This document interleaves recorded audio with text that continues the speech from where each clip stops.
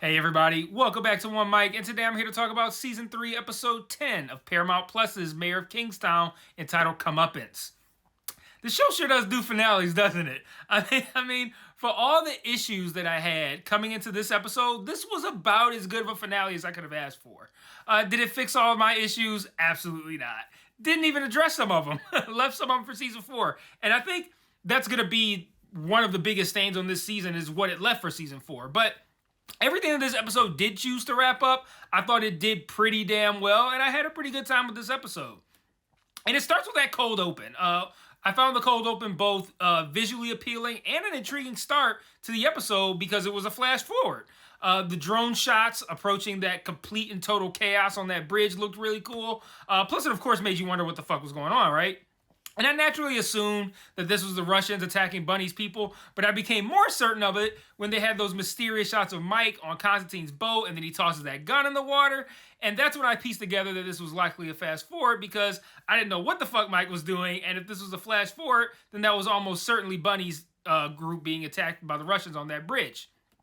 And then over the visuals, you have this narration from Mike about how Miriam told him to survive in prison, and that was basically authorization to be someone else, to do whatever he needed to do in order to survive. And I'm watching these explosions on this bridge with these drones circling around. I'm wondering if Mike just used that gun he tossed in the water to kill somebody. And because I'm listening to the narration from him about having to do evil things in the past, and I'm just like, yeah, you're doing a good job here, episode. I'm sufficiently pumped for this episode. I don't know what the fuck is about to happen, but you've got me believing it's going to be good. Hey everybody, I just want to take a small break from this review to talk about the various other ways you can engage with me on other platforms. If you're so inclined, and I understand why you wouldn't, I am an acquired taste, but you can join the Patreon where you can get extra content like retro reviews, where I review old shows and movies to see if they still hold up today. Mike's Musings, where I talk about shows I'm watching that I don't cover on the channel, or Mike's VOD, where you can commission me to watch a show, which I will then review on the channel. And if you want to engage with me and chat with me more directly, I also implore you to join the Discord and follow the Facebook page. I set up channels in the Discord for all of us to discuss the shows I'm reviewing on the channel, and I also drop new videos in there since it's the easiest platform for me to share to from my phone. The Facebook can be really fun because I sort of live comment on shows I'm watching, often while under the influence, I'm not going to lie. And I'll also share news there, both about television and film and about myself as well. So if you like my content, you want to be more engaged, you think I'm charming, or you simply want to show support, feel free to sign up for the Patreon or join the Discord or Facebook today. Links to all platforms are in every video description. Remember to share all my shit to your respective social media platforms. And now back to this review. Then right away, coming back from the theme music, they tell me we're now 12 hours in the past, and I get immediate confirmation that out of all the promises Mike made to everyone that I mentioned in my last video, that the one he made to Bunny was the one that he actually intends on following through on. We learn that the plan is for Mike to tell Constantine when Bunny is on the move with the guns, but then he's going to play dumb on exactly where he's taking them. Not only will Bunny not have the guns, but he's going to lead Constantine's people into a trap. Now, I want to stay with this plot line because I want to talk about the confrontation on the bridge. I thought this was a great and really exciting scene, this shootout on the bridge. And side note, I didn't mind at all how they cut back and forth between the events on the bridge and the scenes with Milo on the boat. Generally, when a show is doing that kind of thing, one of those things that they're cutting to is significantly less interesting than the other, but that wasn't the case here. I was equally into the scenes with Milo as I was into the scenes on the bridge. But anyway, back to the scene on the bridge. Like I said, really great, thrilling scene. Once SWAT arrived, it went from good to great. Turning into that game, you know, where you're it's like a first-person shooter arcade game, and you're just moving through an area, and you have to make the split-second assessment of whether or not the person who just jumped out from behind the tree is a criminal or a woman carrying a baby. It turned into that, and then you add in the volatility of one Robert Sawyer, and there's this cloud of dread over this scene because you know Robert's gonna do something terrible, and Kyle comes across this father with a gun hiding in the car, who just wants to protect his son. And I'm like, oh my God, Robert's gonna kill this guy in front of his kid. And it does appear that that's what's gonna happen. And even though we didn't see it, and I do wonder why they didn't show this happening, Kyle's forced to put down Robert in order to protect the father. We just see Kyle shooting, and we know that he's shooting at Robert, but we don't see it. I don't know. I'm still wondering what the decision, what was the reason behind the decision to not show it. I mean, we get our first bit of season 4 set up here. Well, it's probably the last bit of setup in the episode. It's the first one I'm going to talk about. But anyway, we learned that Robert is alive. He took a shot into his vest and another through the neck. And we learned that Kyle is being charged by Evelyn with attempted murder.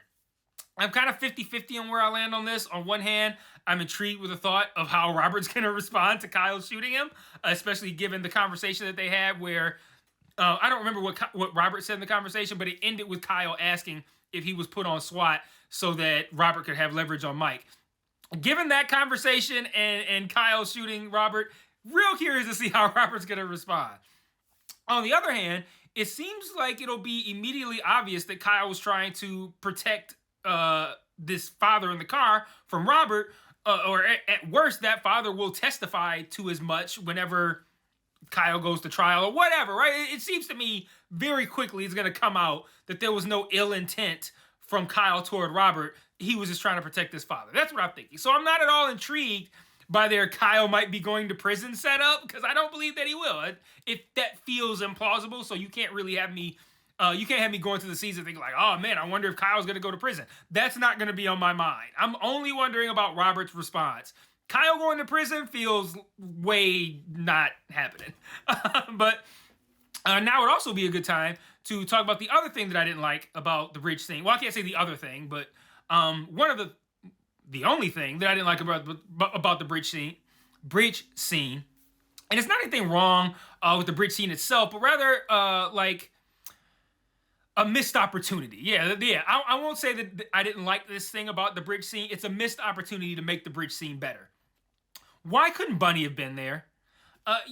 Practically speaking, you probably don't want your leader at something where you know something like that's going to go down. But it makes the rules more believable to have him there. And most importantly, is that scene on the bridge not 100 times more exciting if it has the added stakes of Bunny dying? So, like, you get him trying to, like, shoot his way out, and you get, like, his soldiers trying to protect him. Like, isn't that way better? I just thought missed opportunity there, not having Bunny at the bridge scene. And he didn't do shit this episode anyway, like, aside from making we'll see about that face, when Mike tells him not to expand outside of Kingstown. Mike's like, don't expand outside of Kingstown, looking at Bunny. He just looks away, and then Bunny's like, shit. So, you got that on deck for season 4. On the other side of the Bunny versus the Russians confrontation is Constantine and how his story intersects with Milo's. This was another aspect of the season that I thought was lacking, but this finale handled it pretty well. So Roman's body is found hanging in a gas mask, missing a leg, with his guts out. Apparently, there's all sorts of different signs that point to potential different perpetrators here. Pretty gross scene. Now, here's where I want to talk about the wave of emotions I had, and still have, surrounding Milo dating back to last week's reveal that he was alive. In between last week's episode and this one, I thought that it might have been a bad move to reveal Milo at the end of episode 9. Like, all of those things that happened that we technically could not account for, like we couldn't account for who the perpetrator was. The funeral bombing, Miriam's funeral at the beginning. The girls getting dumped in the water. All of that could now be attributed to Milo. So if in this episode, the finale, if they want to do some kind of big reveal that Milo did those things that we didn't have a firm perpetrator on, it would land like, no shit. Of course Milo did it. I thought, in between these two episodes, that it might have been more dramatic to just like have a scene where everyone's in the same place at the same time, everyone being Constantine, Merle, Mike, Iris, whatever, right? And then Milo returns and reveals that, one, that he's alive to all of these people at the same time, and then that he did the funeral bombing and, all that kind of stuff, right?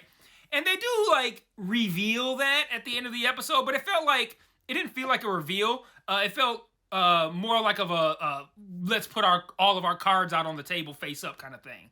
Hell, Constantine has been setting this up. Like, Constantine said in the last episode that he thought Mike was still alive. Then he says it to Mike. Milo was still alive. And then he says it to Mike directly at the beginning of this episode. Like, Milo's doing all this shit, right? So, conversely, what ended up happening, and I found this interesting and thought it worked well in this episode, is that it was less about, like, ta-da, Milo did it, and moving right on past that to like, well, Milo's out there somewhere. How does he factor into this, and how do we deal with him? And I thought that was a, like I said, I questioned this move in between episodes 9 and 10 to have Milo come back, but watching this episode, I like how they handled that. And having that happen, having Mike get the call from Milo about that informs him that Milo is alive, while the bridge shit is popping off. What a terrible time for him to get that information and in that way. So I thought that was pretty cool too. Back on Constantine's boat, Constantine and Iris arrive to find Milo and that one other quiet girl who we've been seeing all season, but I don't think she said a single word. She's just been mad conspicuous in the background on the phone and shit all season. Apparently she's been working for Milo. Big surprise. Milo also reveals to Constantine that Iris knows Mike, another thing that they've been trying to keep low-key. Mike arrives at Constantine's boat, and I get a mixture of stuff that I like and stuff that I didn't like. Like, for example, I didn't like Milo's Iris either leaves and takes this new life I'm offering, or she dies. Like no other option. I didn't like that ultimatum. Why were those the only two options? And then Iris, she's Iris. She still stubbornly resists this new life at no cost. And then Milo tells her he wants her to kill Constantine, and she refused to do that too. And I get it, right? They want to give her like autonomy within the show and showcase what I guess one could perceive as growth if you like look at your screen squinting through like your hands over your eyes looking like this. Maybe you could perceive that as growth. But her pouty little stubborn face, just saying no to everything and not ever really stating a reason, like it doesn't come off as growth. It comes off as a shitty character being combative for the sake of confrontation and tension. And it isn't until Milo threatens to kill Mike and Constantine refers to Iris as Hannah that Iris finally does kill Constantine with the loaded gun that Milo gave her, instead of killing Milo with the loaded gun that Milo gave her. I'm not going to skip... I'm sorry, I am. I'm just going to skip over this Hannah thing because, I mean, I know with absolute certainty none of us give a fuck about her real name. I guess she's already made the stupid decision to try to shoot to shoot Constantine with the gun instead of Milo.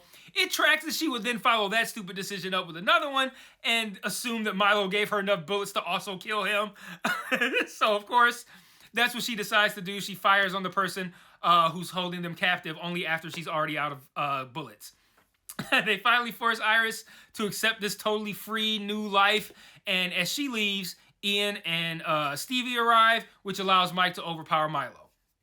He tells them to leave, don't call it in, which makes sense. As Milo pointed out earlier in the scene, for all intents and purposes, he's dead. He could run Kingstown from the grave just as well as he could from the prison. I believe that's what he said. But the other side to that coin is that Mike should see no consequences for anything that he does to this already dead person. So all it takes is for Milo to talk shit about his mama, and Mike finishes him off.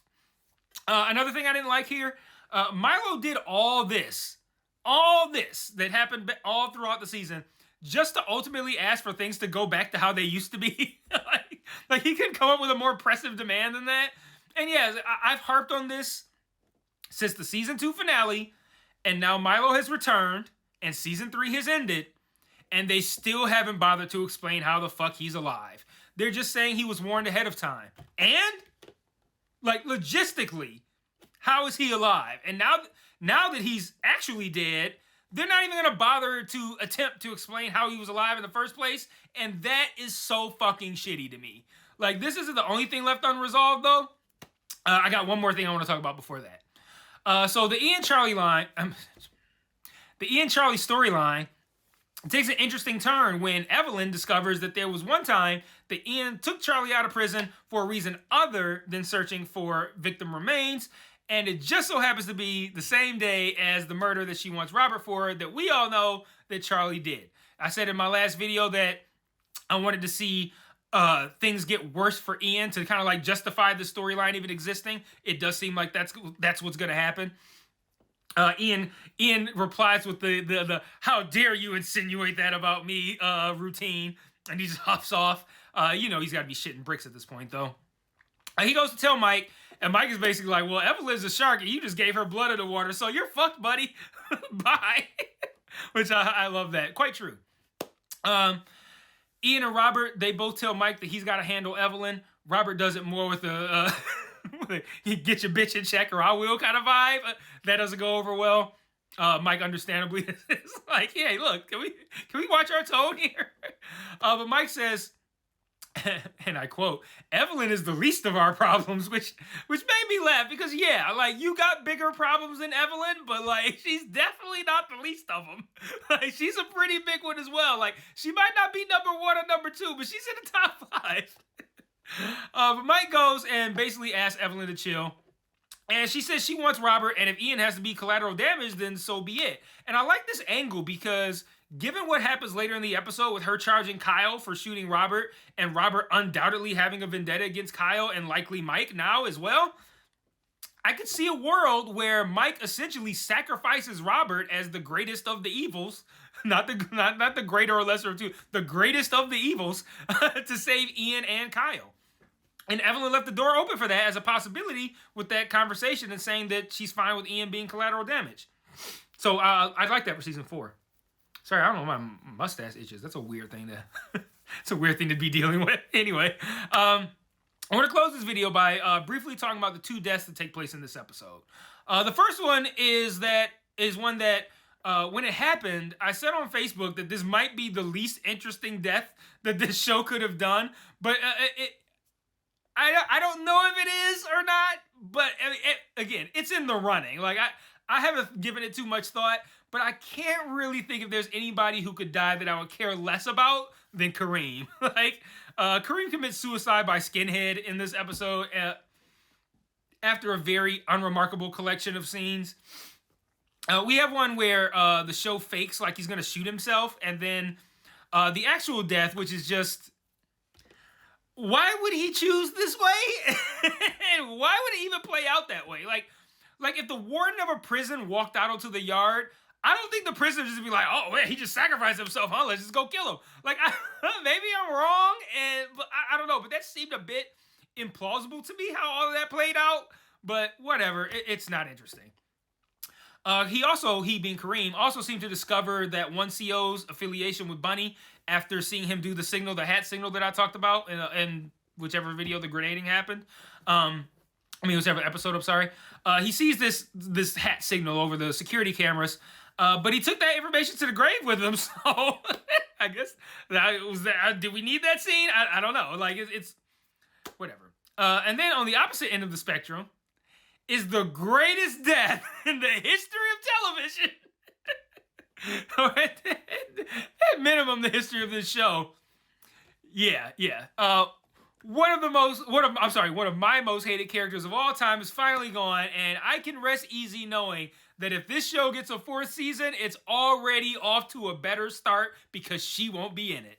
Unfortunately, though, now that the season is over, it's still largely a failure in my eyes, the season as a whole. Constantine and Merle, who we didn't even see in this episode, were both uninspiring and lackluster villains. All season I've been saying this. Undermined by the muddying of their actions and intentions, which in retrospect was probably done to hide the return of Milo, a return that they alluded to all season anyway. But even if I can look back and go, this is probably why they did it, that doesn't make the experience of watching it any less shitty. The same applies to the other terrible, shitty plotline that dragged this season down, the one involving Tracy and the pregnant prisoner who Tracy just decided had been raped. This is another plotline, poorly developed and explained, regardless of what direction they decide to take it next season. Just like Constantine and Merle, even if at some point in season 4 this whole Tracy plotline makes sense, it wouldn't unfuck my experience of watching it this season. These 2 things alone really drag this season down for me significantly. Throw in logistical things like not explaining how Milo is alive or who the fuck that old man was in that picture at the funeral that should have been Rhonda's funeral but wasn't. And all in all, it's just not a great season. But I will say this. This was probably the strongest episode of the season, so it's a good end to the season. And if we do get a 4th season, I will be here still covering it because I do enjoy this show despite all the shit that I've given it this season. But let me know what you guys thought in the comments. And until season 4, if we get it, peace.